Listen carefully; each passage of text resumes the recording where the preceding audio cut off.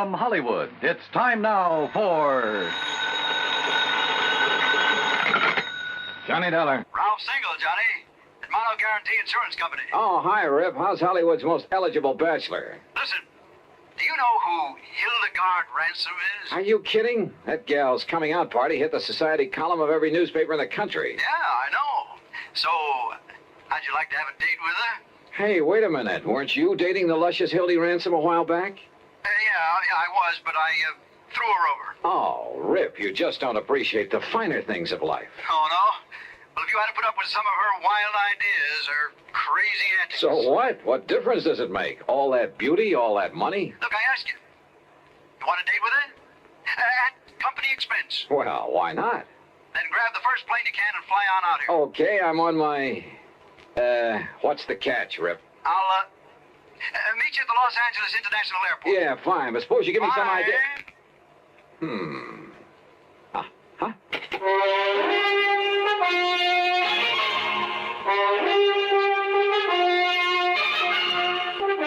Bob Bailey in the exciting adventures of the man with the action-packed expense account, America's fabulous freelance insurance investigator. Yours truly, Johnny Dollar.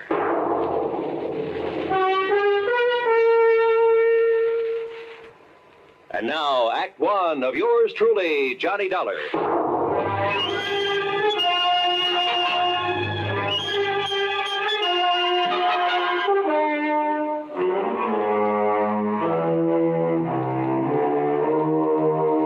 Expense account submitted by Special Investigator Johnny Dollar to the Mono Guarantee Insurance Company, Los Angeles office. Following is an account of expenses incurred during my investigation of the Delectable Damsel matter.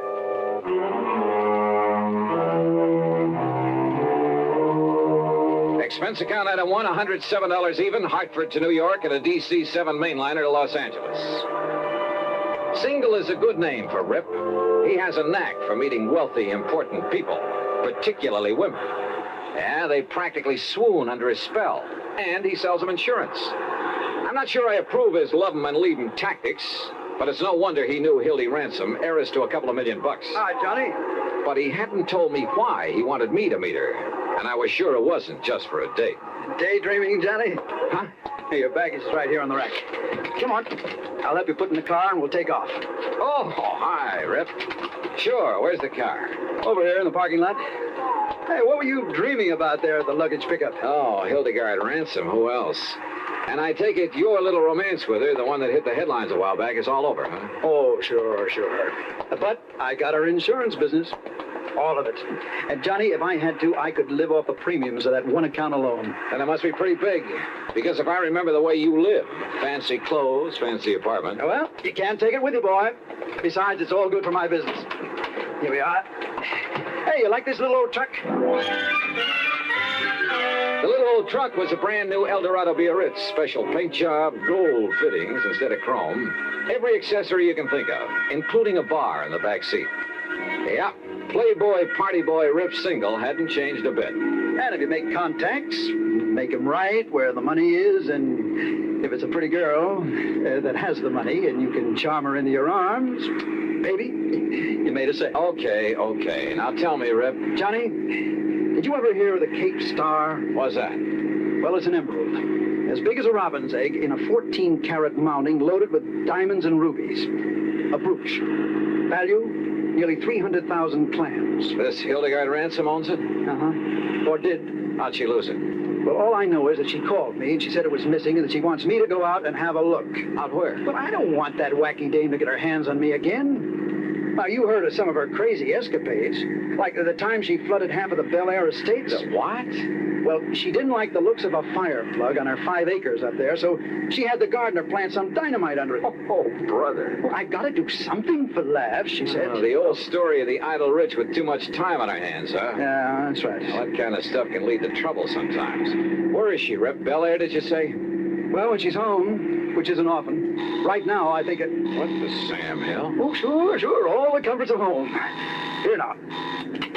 Hello? RHS 1121. That's right, operator. One moment, please. I have a call for you. Oh, thanks. Oh, brother, when I get rich enough to put a mobile phone in my car. It doesn't cost much. As a matter of fact... Rip Single, are you coming out here to see me or aren't you? Oh, well, now, The Hildy... fifth time I've called. And Rip, if you don't do something about my loss of the Cape Star, you call the police. Well, sure, of course. I might have known you would. So they'll tell the papers. More publicity for you in that lousy insurance business. But, Hildy, I always notify the police Well, you know what that means. It means reporters, photographers, cops, half the town falling all over themselves when I get in. Look, Hildy, So if you or somebody else, and I don't mean the cops, if you don't get out and try... Darling, You know what, I'll cancel every policy I have with you. My own, the houses, the cars, this old tub, everything. Here, will you take this, Johnny? Yeah, sure. Hello? Hello, didn't you hear what I said? Look, miss, What? Who's that? Johnny Dollar. Johnny. So he got you. Well, now we'll have some action. Because you'll come out here right away, won't you? Well, that But depends. I don't know what to do. The Cape Star Emerald gone, and Rip's so busy he can't leave his office. Johnny, you have to come, please. Well, look. Oh, I knew you would, honey, and I'll be waiting for you. Rip can tell you how to get here. Bye. Yeah. Don't be fooled, Johnny. She really is that charming when she wants to be. Okay, Rip, take me to her. Not quite. Huh? That old tub she mentioned is her 165-foot diesel yacht. What? And near as I can guess is about 70 miles offshore. What, do you expect me to walk?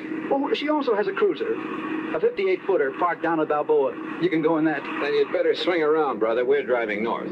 Oh, there's a private airport up here off Sepulveda Boulevard where I keep my plane. Your own plane? Sure. Holy smoke.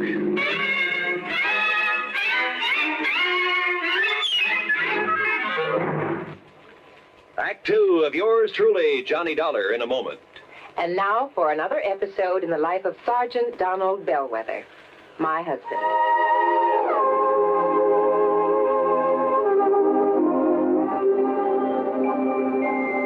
Reba?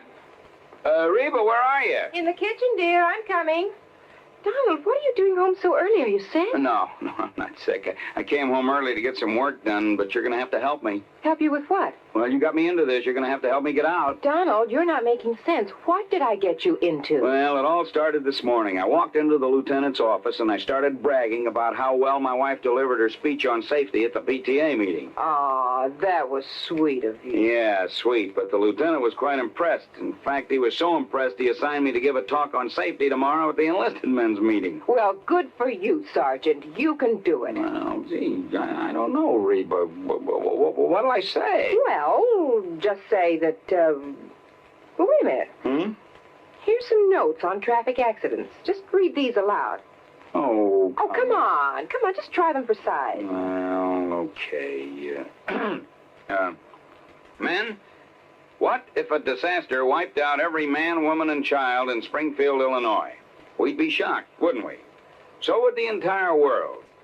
Yet, a total of 95,000 accidental deaths occurred 2 years ago in the United States. That's about 10,000 more than the population of Springfield, the capital of Illinois. Attaboy, you're doing fine. Now, go on.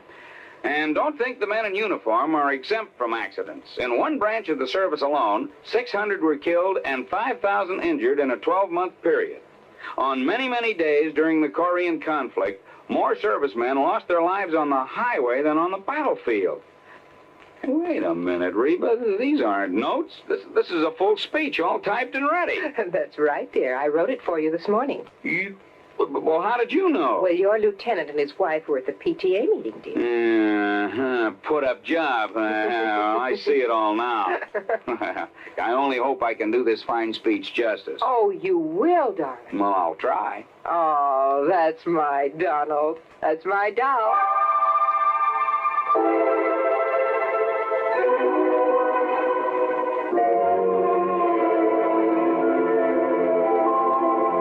And now, Act two of yours truly, Johnny Dollar, and the delectable Damsel matter. During the ride from Los Angeles to Balboa in Rip Single's private plane, he admitted to me that he hadn't made all his money in the insurance business. Seems a rich uncle had conveniently died some years before. Lucky stiff. Rip, I mean. Look, all I know, Johnny, is that Hildy took the Cape Star Emerald along with her on this yachting trip, and now it's gone. Yeah, how much of a trip? Oh, Lord knows where she's been. She said she might end up in China, the Philippines, most anywhere. You see, she has the money, she has the time, and she's done everything under the sun that normal people do, so now she keeps looking for the unusual. Anything for a thrill. Yeah, well, when did she discover the stone was missing? She radioed to me today. From out on the high seas? Yeah. She said she was certain she had it the day before because she'd worn it. And then when she went to look for it, it was gone. Some member of the crew, do you suppose? I don't know. Maybe she dropped it overboard. You mean purposely? To collect the insurance? Who knows? Oh, but if she has so much money... Well, who knows? Maybe she hasn't lost it at all. She just wants company. Oh, look, there's Newport and Balboa down below. I'll circle Hildy's little summer house before we land.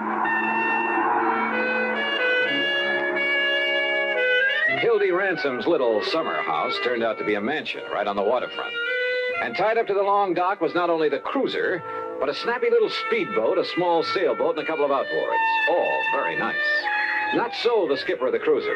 No, my orders the last time I spoke to the Hilda Moral were to take you out to her, Mr. Single. Nobody else. Look, we just talked to Miss Ransom by radio, and she wants you to take Mr. Dollar out there. And I tell you, my last orders Well, were... forget your last orders. Hey, I look, said those were my Hey, orders. wait a minute, please. Skipper, have you got a radio on this cruiser? Of course. All right, then. Make contact with the Hilda Mora. Find out for yourself. Okay, I'll do it. At the same time, you can get her position, okay? We'll see.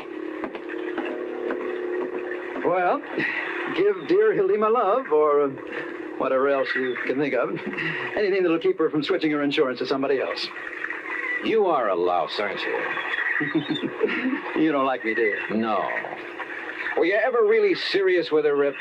Yeah, sure, but I'm just not the marrying kind. So, Johnny, the field is clear for you. Huh? And if you want to latch onto a few $1,000,000, she's really mighty sweet, attractive gal. Well, let me know how you make out, Johnny. Oh, and please, find that emerald.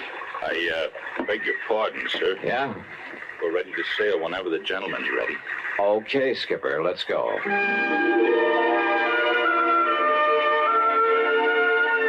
The cruiser turned out to be a dilly, luxury from stem to stern. And the trip out to the Hilda Mora took much longer than I'd expected. In spite of the powerful engines that sent us through the water at over 18 knots, it was well after dawn the next morning when we hove to alongside the Hilda Mora. And that 165-foot diesel yacht made the cruiser look like a broken-down rowboat. As for Hildy Ransom, 5'6" or 7", she was blonde and she was beautiful, with quick blue eyes that had fun and laughter sparkling in them, and a figure. Well, come on, Johnny. Come aboard. And Marty, you keep the cruiser around in case Mr. Dollar wants to go ashore again. Hi, sir, Miss Pat. Hi, Johnny. Welcome aboard the old tub. You call this floating palace a tub? Well, after the holes that got shot into it, it's a wonder we're still afloat. You've been shot at? Off Formosa on the China coast. We had a ball. For a while, I thought some of the red aircraft were going to strafe us one night. Holy. But it got too dark for them, and the captain, the old fuddy-duddy, turned off all our running lights, and we headed out to sea again. What under the sun were you doing off the China coast, Miss Ransom? No, it's Hildy. Oh, just finding out what goes on in the world. You know what I really wanted to do? What? Pay a visit to Joe and Lai. The Red General? Why not? But they wouldn't let us ashore long enough without a lot of fuss and bother, so... Now, let's go into my quarters and talk about the Cape Star. Yeah, okay. I could kill that Rip Single for not coming out here, but I'm so glad you could. You're even better looking than I'd heard. Huh? Are you as much of a wolf as Rip says you are? Oh, well, now, wait a minute. Okay. I'll find out for myself. It might be fun finding out. Johnny? For a minute, I began to wonder. Maybe Rip wasn't the only one in this affair who turned on the charm to further his own ends. Hildy Ransom, let's face it, was a wealthy ne'er-do-well who'd do anything for a thrill. Couple her with a character like Rip Single. Yeah, I wondered. But then, walking along the deck with her, I saw something that suddenly changed my mind. One of the crew who ducked into a doorway when he spotted me. Who, I wasn't sure. But but I had a sudden mental image of his eyes, somewhere in the past, looking at me over the sights of a gun. Act 3 of yours truly, Johnny Dollar, in a moment. Do you know who said, "That man is free who is protected from injury"? Those words came from Daniel Webster, one of the most eloquent orators in American history. Webster knew that a man could not be free unless he lived in a country which recognized his right to freedom and created laws to protect that freedom. A slave state may say that its citizens are free, but as long as a single citizen can be harmed by the whim of a country's rulers, true freedom does not exist. A man is free only if his rights to freedom are protected. Remember the words of Daniel Webster. They are part of your American heritage. The free man must be protected from injury. And now, Act 3 of yours truly, Johnny Dollar, and the delectable Damsel matter.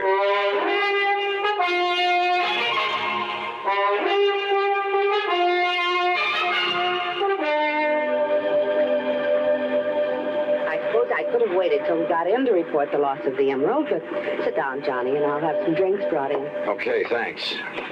Now listen. Because of where we've been on this trip, we'll have to go through customs, and there'll be the police and the reporters and so on. And whoever took the Cape Star might have a chance to... Oh, what's the matter? That drawer where I kept it. I'm sure I left that closed after I'd hunted for it, and... Excuse me. Johnny. Yeah. Look. Look, it's here. The Cape Star, it's back. You're sure? Yes, of course. Here, look at it. And you're sure it wasn't there before? Of course I am. I turned this cabin upside down. Hildy, this isn't some kind of a gag, is it? What? I mean, you're having me come all the way out here to find something that wasn't lost after all? Johnny! Oh, Johnny, how can you say such a thing? Of course not. But now that you are here, and the star is safe and sound, I think we'll have fun together, Hildy. I've got so tired of the other guests I have on board.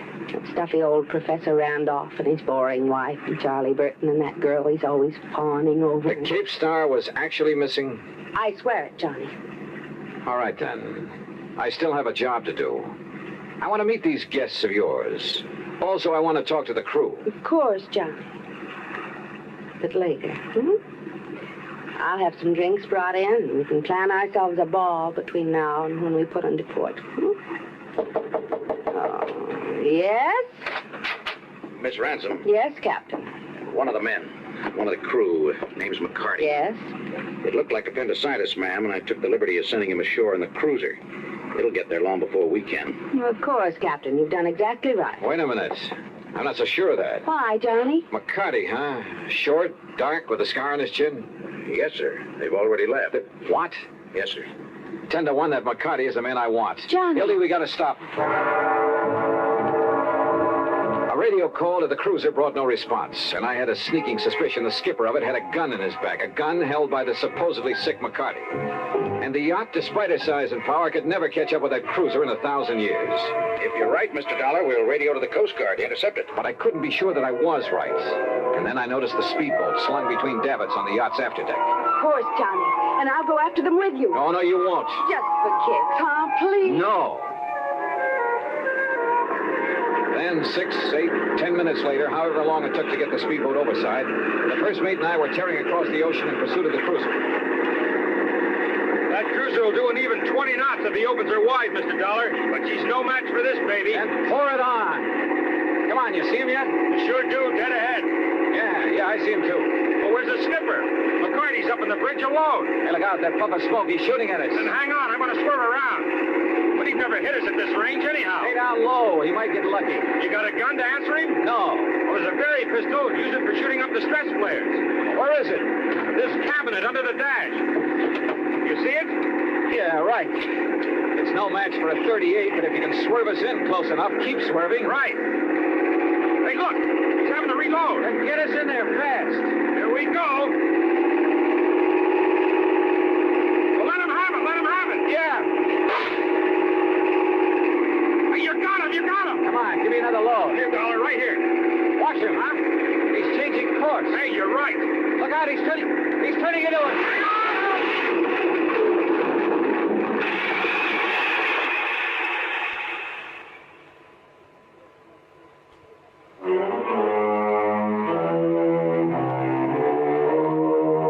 I kind of pieced things together after the yacht, the Hildemora, picked us up. By sheer luck, my shot with a flare gun had struck McCarty full on. He was badly burned. And after the smash-up, the mate had pulled me out of the drink. By then, the yacht caught up with us.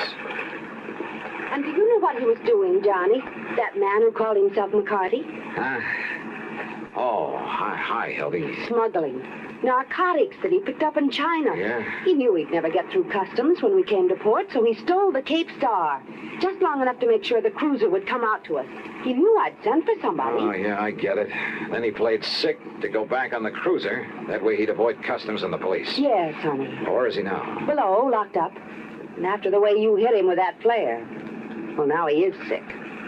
Darn it. Darn it. We didn't have to get him into a doctor. Gee, Johnny, you and I could cruise around and... Well, it will be 2 or 3 days before we get to port.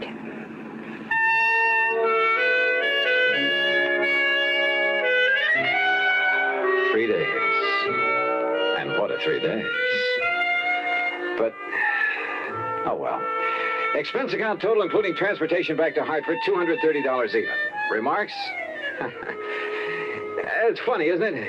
You never know what you're going to get into when you take on even the most routine kind of case. Yours truly, Johnny Dollar.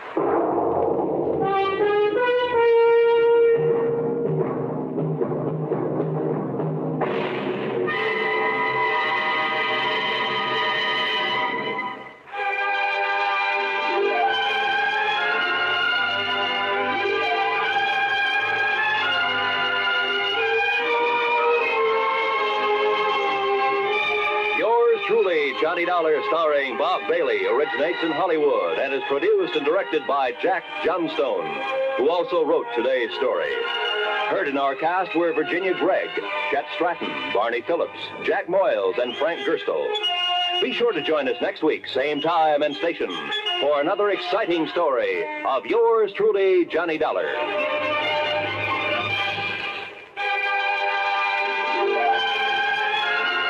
This is Roy Rowan speaking.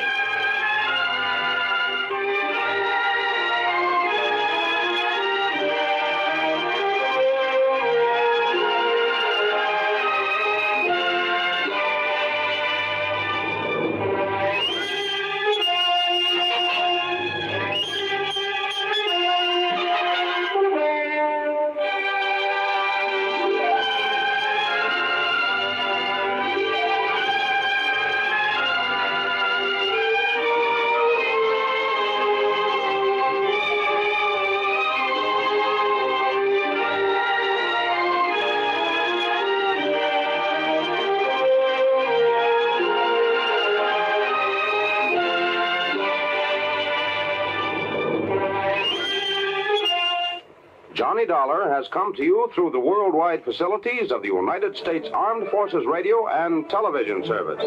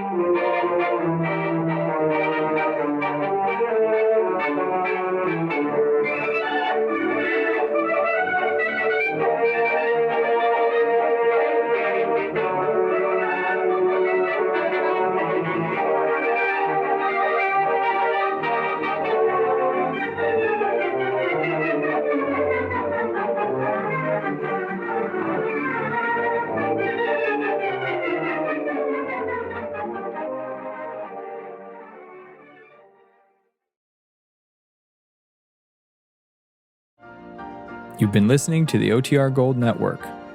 Find more classic radio at otrgold.com.